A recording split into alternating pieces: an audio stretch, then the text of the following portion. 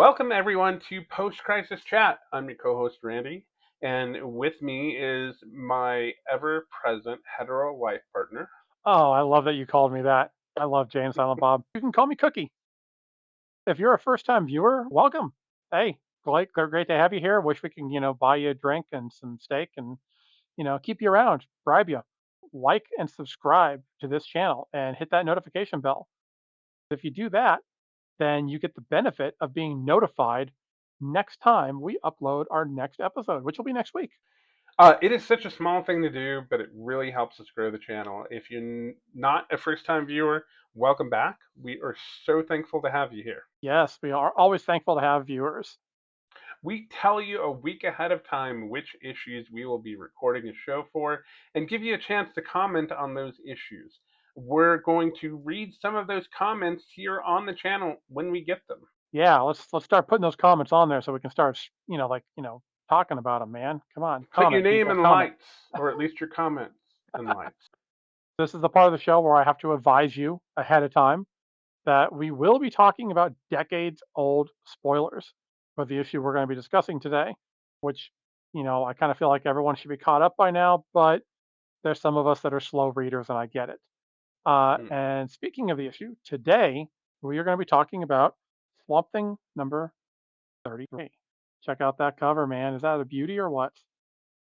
That right there is an homage to the House of Mystery, Swamp Thing's first appearance. appropriate. So this issue was written by Alan Moore with pencils by Randall. The inker is uncredited, but DC Wiki tells me that this was Ron Randall inking his own work, which usually, in a lot of cases, turns out pretty good, except for, as Cookie mentioned during the last episode, if you're John Byrne. If you're John Byrne, don't ink your own stuff.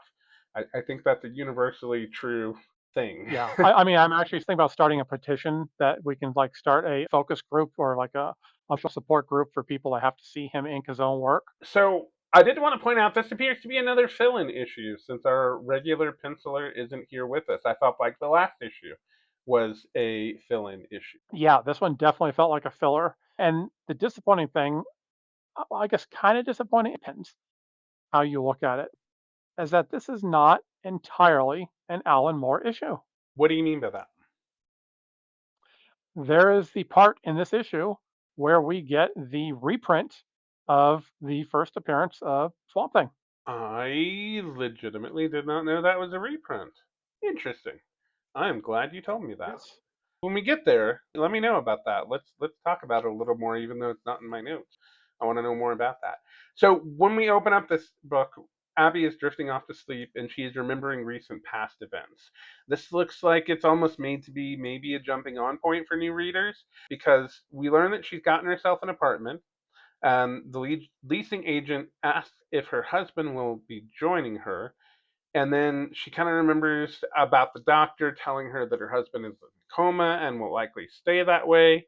If you'd like more information on that, check out some of our past episodes. We went into detail about how we got here. But she also remembers a coworker or possibly a manager telling her that they like her work at the Elysium house, but they feel she's not very open. She's all secrets and mysteries. Foreshadowing? That's, yeah, I Also, was going to say that's not foreshadowing at all. also, didn't they have? I know they had a. Was the title called House of Secrets and House of Mysteries, or was it just House of Secrets and a separate title House of Mysteries? I'm not too up on my earlier DC. I believe it was two separate titles, or it could have been like maybe one of them got canceled and then it became something else. Because I do recall, in fact, I've got somewhere in my closet of comics a box of horror comics, and I believe there is some House of Secrets and House of Mystery in there. So Okay. it was at least two separate titles. Okay, good to know.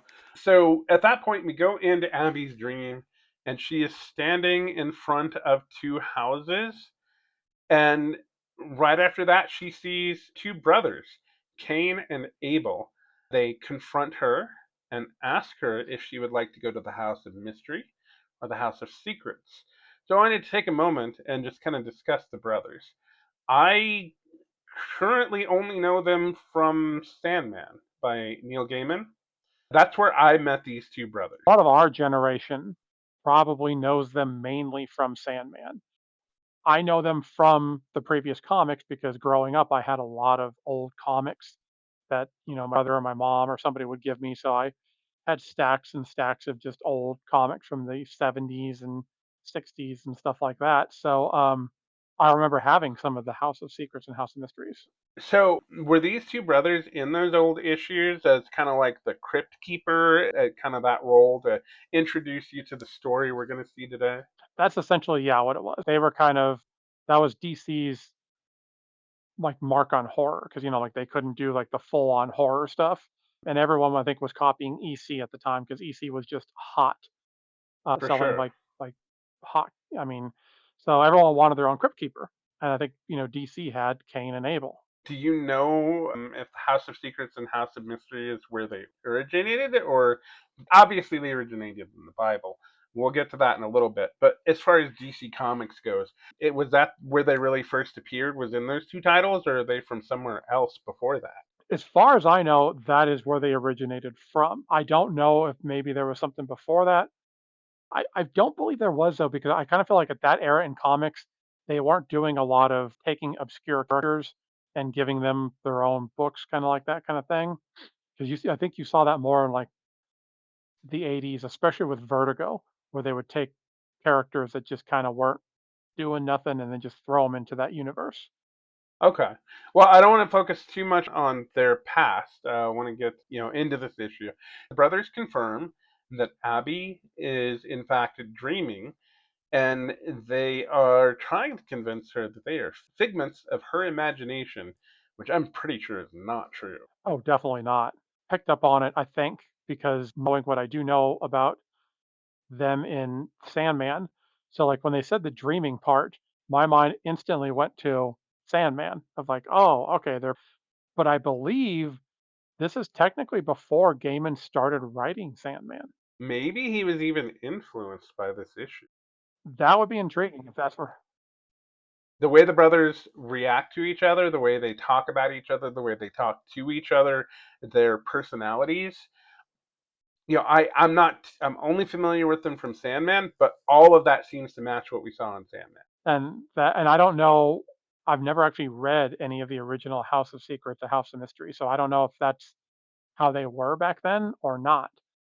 You know So what? yeah, if This they're is not, if that was something. I didn't mean to interrupt, but I wanted to say this is really DC Finest recently released a horror with some House of Mysteries, House of Secrets issues in it, a horror, trade paperback, one of their thick DC Finest trades. And I passed Uh, up on it because it's older stuff, and I generally tend to not like anything from pre-crisis area too much because the stories tend to get kind of repetitive most of the time. But now I'm actually a little bit interested in it. We're getting off topic, and I didn't mean to, and that's 100% my fault. So, given the choice, Abby chooses the House of Secrets. Kane says it's Abby's loss, but he doesn't mind that that's what she chose. And then Abel, as always, worried about Cain, worried that Cain will be upset. Cain replies that he isn't upset at all. After all, is Cain Abel's keeper? Then we get Cain with a big sarcastic grin on his face, which is it's a nod to the Cain and Abel's origins in the Bible. Definitely. And I thought like I think we're only like 3, 4 pages into this book, and automatically the artwork is just I just love this artist. Like this is another artist that I'm like, please let them finish like the run with Alan Moore because it is Yeah, such a good I agree. The stuff. artwork in here is great. I like the artwork in the previous issue better. That was from Sean McManus. But this is still well above the level of art we're used to from Stephen Bissett in this title. So, yeah, I agree. The art was great. Abel, at that point, makes a joke about Cain being murder whenever someone likes Abel more than Cain. One of those, another one of those heavy handed nods. Yeah, I'd be curious how many people like didn't know that that's who these two were was Cain and Abel. Yeah. Abel explains that he loves stories, and his house is filled with all kinds of interesting stories.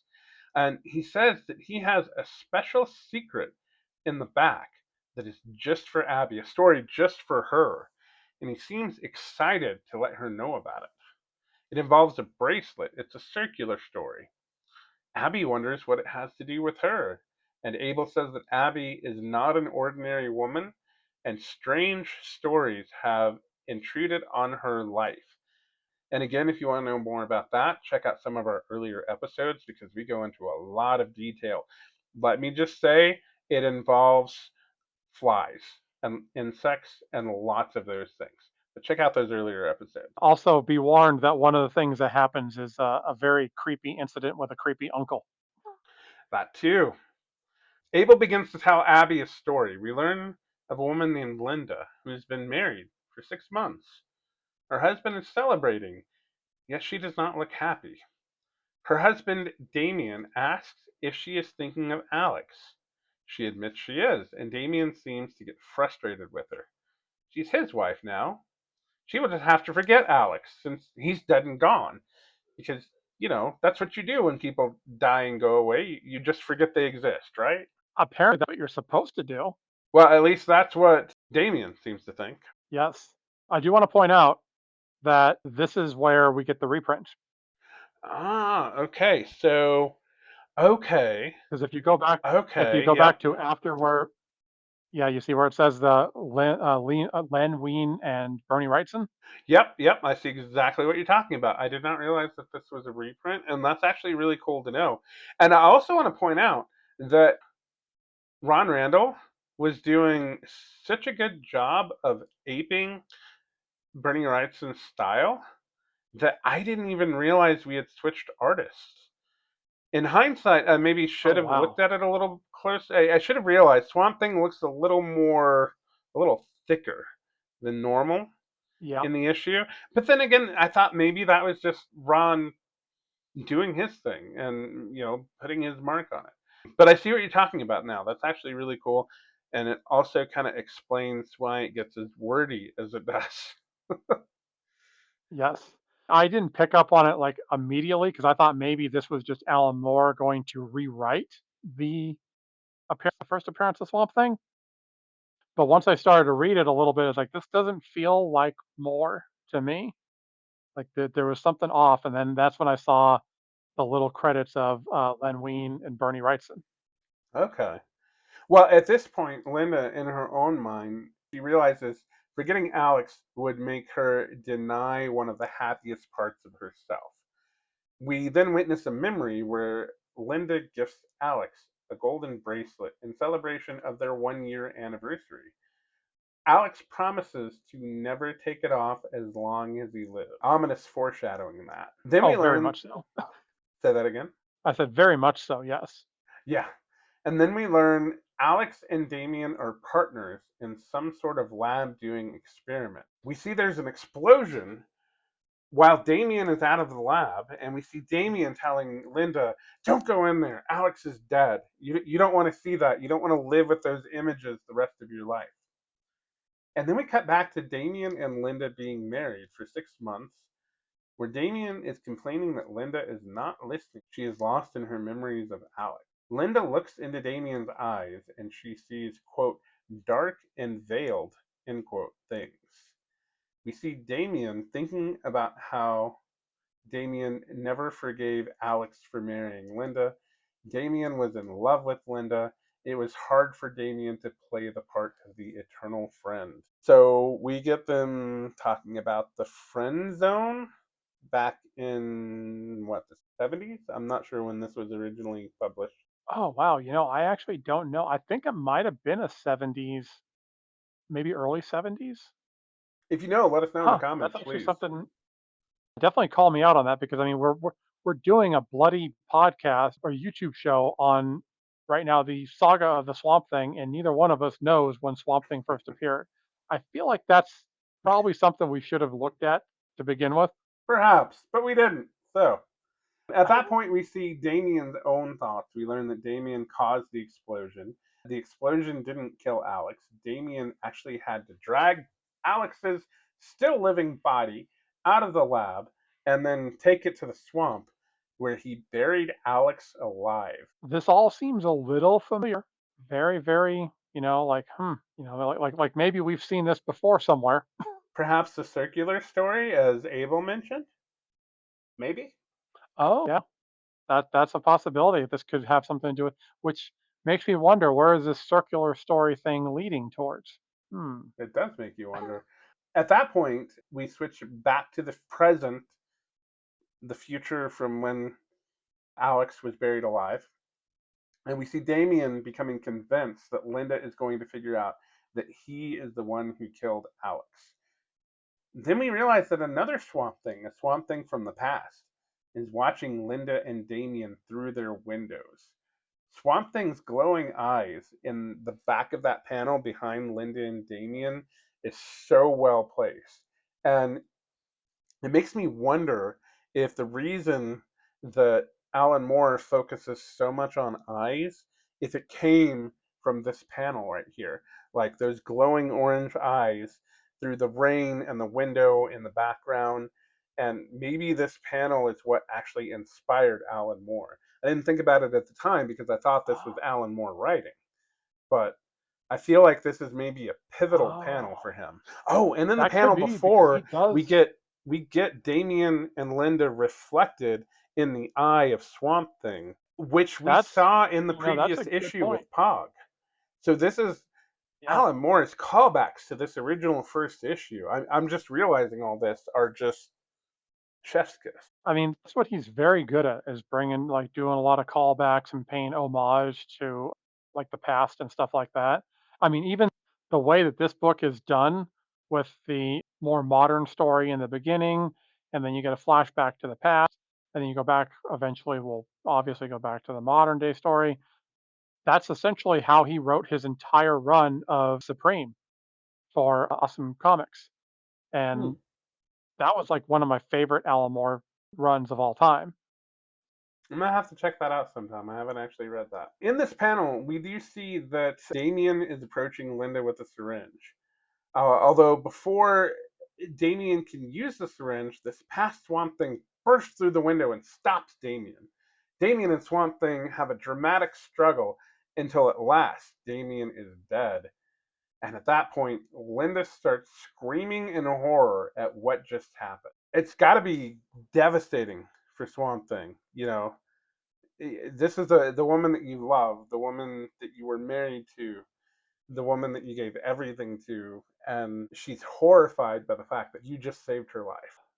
I could see that, but I mean, at the same time, it's like, I've had a few women scream when I come up to approach them, so I'm kind of used to it. And Swamp Thing tries to hold out his arms to her, and then he sees the tortured and shattered look on her face, and he turns away and leaves, realizing that only the swamp is kind to them.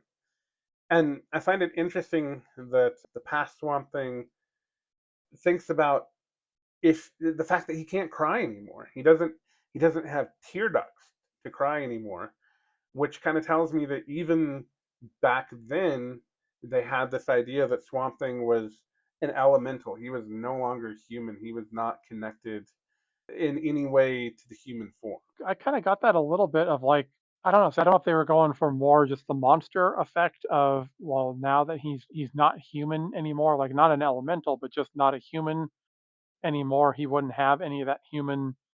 I don't want to say emotion, but like none of the stuff that makes us human of being able to cry, being able to talk, any of that stuff. He's just basically a silent, lumbering monster. Because I mean, this did appear in basically a comic book that did a lot of horror and monster stories. Yeah, you're right about that. At that point, we cut back to Abby and Abel. Abby saying the story we just witnessed was Alex's story. Abel says that that's the secret he had for Abby, that there have been many past Swamp Things. The Earth has many times felt compelled to create an elemental to protect itself. Abel assures Abby that there are no accidents and Alec becoming Swamp Thing was by design of the planet itself. That to me is cool for a couple reasons. Like one, I do like the panel where we get to see the different versions of Swamp Thing like throughout history, basically.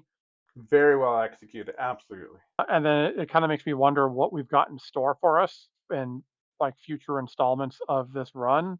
Where is Moore going to take this concept? Very intrigued in that. Since I started reading this, I wondered how he was going to tie in Swamp Thing's origin because it felt like it could go one way or the other. You're either going to write it off or you're going to have to figure out some way to incorporate it. And I felt he incorporated it really, really well, especially for the time. Like in the 80s, I don't think a lot of people were thinking about like doing that kind of stuff of drawing from the past and incorporating it into the future of the stories. I can't really speak to if writers were really doing that at the time, but I know that this has inspired definitely writers in the future talking about the Oh yeah. the 90s, 2000s, 2010s, and so on. There are a lot of writers that do that. They pull that out of the past and pull all that information out of the past. I think the biggest person that does that is probably Grant Morrison. Grant Morrison does it a lot. James Robinson did it quite a bit in his Starman run. There was a Ah, lot of I'm stuff that he kind of brought in. I'm really looking forward to reading that Starman run. I know a lot of people complain about Morrison's Batman run because they are just pulling stuff out of that 50s and 60s Batman era, and they use so many like one-off things that was in a single issue, a single time, and they like all those references for the people who've really read it and really understand it. And I feel like Morrison was inspired by Moore. Oh, easily. I think Morrison was definitely inspired by Moore. I throw a little bit of Gaiman in there too. The Morrison Batman, like I got to go back and reread it because I noticed the thing with Morrison is he is not somebody you can read on a monthly basis. It doesn't work because by the time he's touching on stuff that maybe he dropped in issue one, and then you're like 60 issues in, and then like, oh, remember that thing I mentioned back in issue one? Well, I'm bringing it back now. And you're like, dude, what the hell? I don't even remember half what happened last issue. So he, Morrison is a very like you got to sit and read the complete run in like one sitting to understand what that man is trying to accomplish. And even then, you're probably going to need to reread it a couple times before you get half of it. Anyway, I don't want to Exactly. digress too much. So, Well, well, yep. that's the thing though. Is that it's not too much digressing because I can kind of tie it together of how I Okay. said I think in previous episodes. The cool thing about Alan Moore is that he can do weird stuff and make it work, like Mm. tie it all together and it blends. And I feel like that's Morrison has brilliant ideas, but has a hard time making them understandable at the time. And Moore's not like that. Like Moore seems to like how we talked about our last episode, the Pog issue. That was a very very weird issue, but it was able to tell a story. It was very interesting. It got you emotionally invested. Moore's very very good at that. Yeah, he is. He is definitely. So at that point, Abel says to Abby that he is done telling the story, but they must hurry before Cain finds them. As they run, Abel tells Abby that she must help the current Swamp Thing understand his role in the things to come when the trouble starts. I wonder what that trouble is. I wonder if this is Crisis or something else that happened later in the Hmm. run.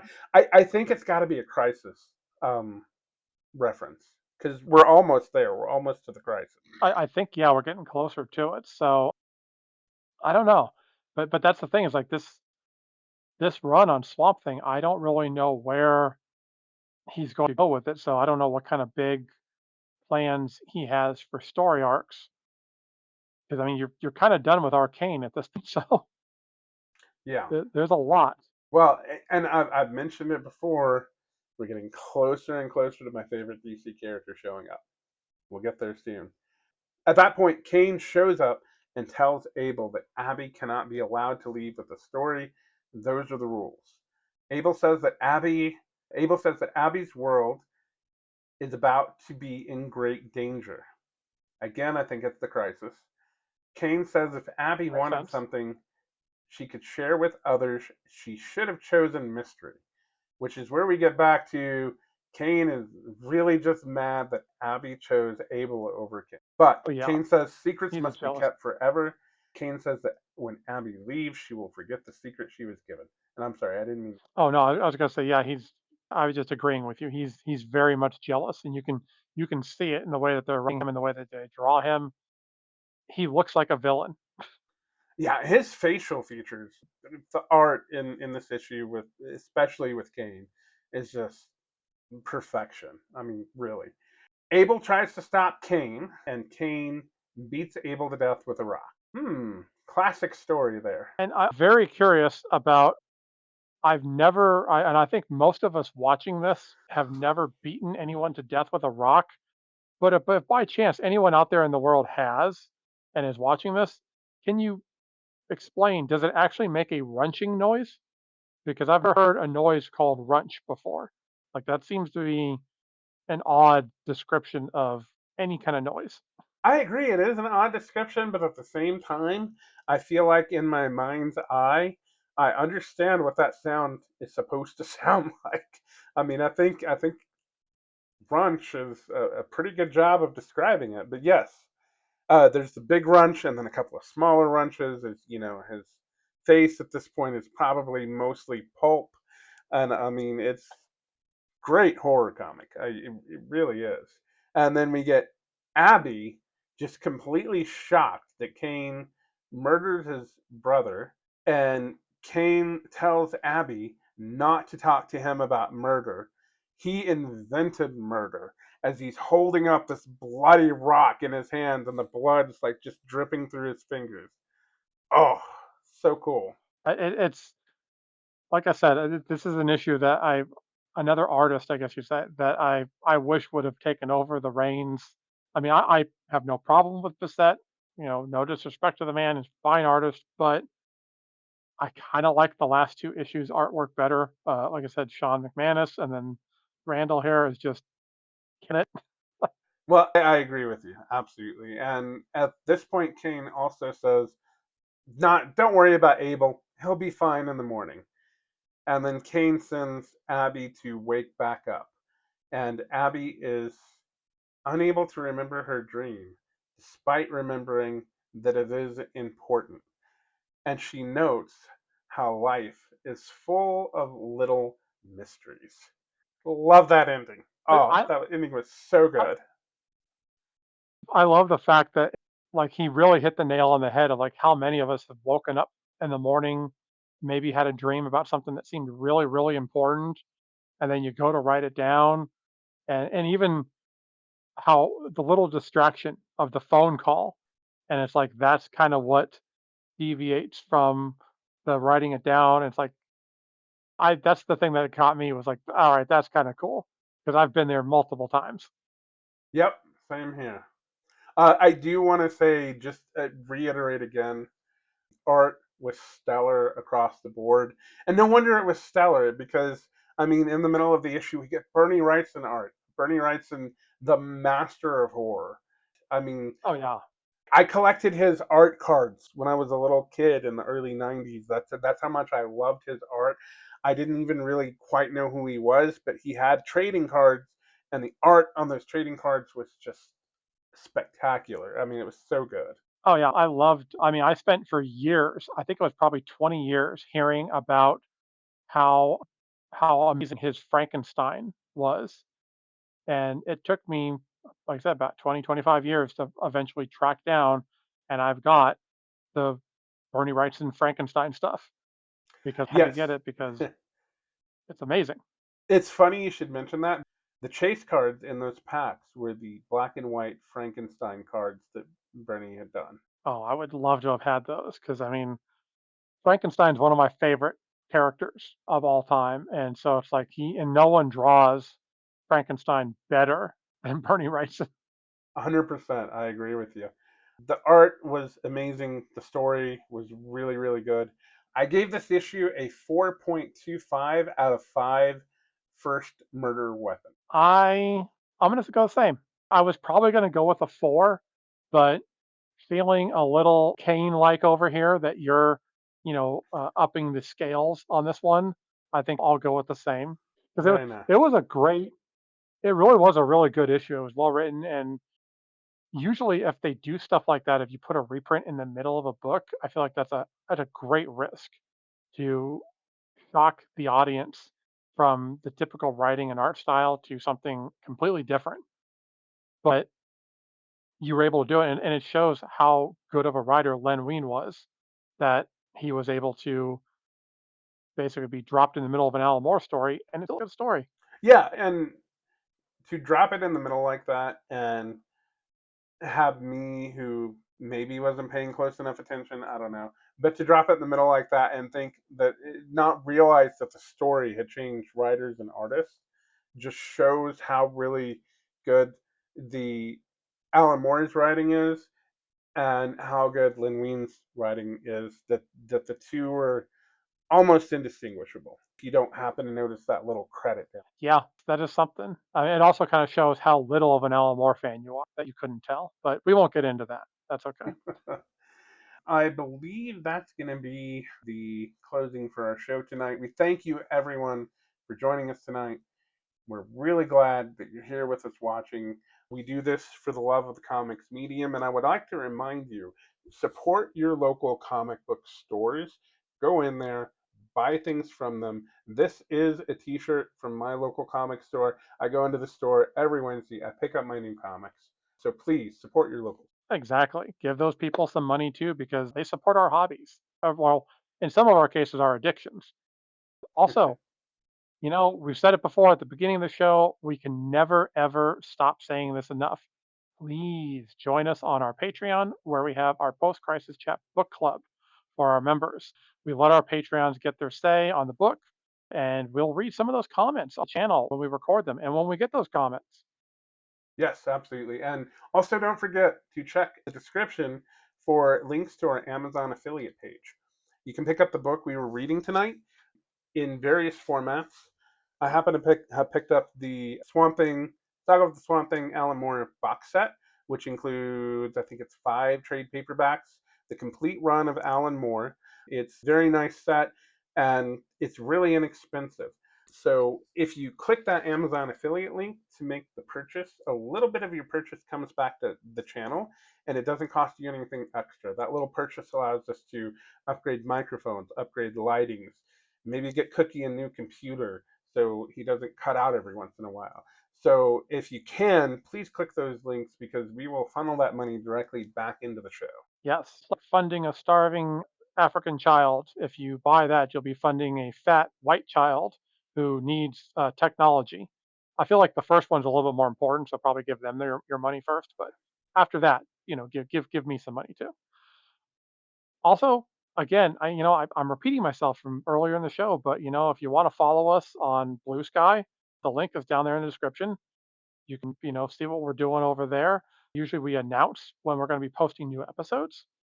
Also, we really also appreciate it if you could like this video, give the channel a subscribe because that's going to help us out. Comment as soon as you see these episodes drop because that's really, really going to help us to grow. He just did last episode an entire lecture. I'm pretty sure, like I kind of zoned out, but I think there was like a whiteboard in the background. He had the little stick and he was pointing towards things, explaining how the YouTube algorithm works. So go check that out. But yeah, like give us some support and help us grow. Lastly, we want to give a big shout out to our editor, Nacha King. Yes, man, we could not do this without you. You know exactly where to cut off my big mouth if I'm running too long, so we appreciate you. At this point, we still don't have a sign off phrase. I came up with one for the last episode. It's your turn. What do you got? Uh, I can just pull something out of my butt, something from my old childhood. What we can do is maybe say something along the lines of growing is half the battle, so subscribe so we can grow. Yes, I like it. Thank you, everybody. Have a good night.